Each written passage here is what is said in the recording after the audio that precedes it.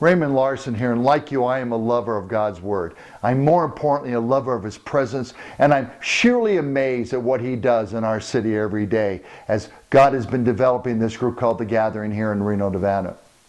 One of the alarming things I've studied recently is in the life of Paul and in the life of his writings. He writes, I, Paul, a slave of God. I, Paul, a prisoner of the Lord. As you look back on those words, the word in the Greek is the word doulos. Remarkably to me, all 22 translations of the English about those phrases always translate it servant. Only one time is it called a slave. But if you look back on what a doulos was, and you go back to the story of the book of Exodus, where people were so in love with their master that although they had a chance to walk away and be free, they would actually have the master commit to keeping them as their slave for the rest of their lives. They were so in love with the master, they didn't want their independence over the love of their master. Jesus Christ is described as King of Kings. Interestingly enough, wherever there is a doulos, there has to be a kurios, or a Lord. Jesus Christ is described as the kurios of God on planet Earth. He is the Lord. So what is Jesus Christ really looking for? Yes, we are first His children.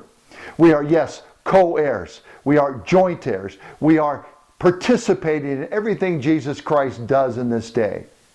But one thing is very upside down for me. In a day where we need to lift up Jesus Christ like never before, and I have been guilty of that posture many times in my 62 years of life. God's not looking for people that will posture and rise up, but those who are so in love with Him, like described in the original language, although poorly translated by every translation, is He's looking for love slaves, the doulos of God, those so compassionately in love with Jesus Christ, they cannot keep their identity separate from Him, and they are running to Him, and they see themselves as the vessel out of love that is absolutely attached to the kurios.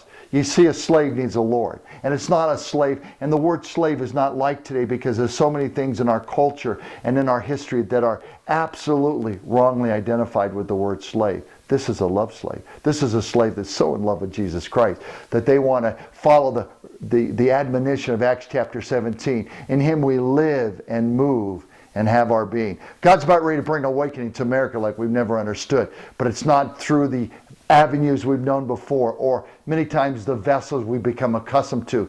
He's shaking things up, and He's taking people no one thought could ever be used, and He's using them mightily. He's stepping outside the ecclesiastical box, and He's created a massive move of lovers of God who say, I'm so in love with Jesus Christ, I am connected to Him in ways I never thought imagined, and I will not walk independently of Him. As Jesus said, I can only do what He does, and I can only say what He says. That's what's rising up, and the awakening has occurred. Become a love slave of Jesus Christ. Raymond Larson, check our website. The Gathering is a massive, growing group of people that are just saying, all that matters is Jesus Christ and Him resurrected.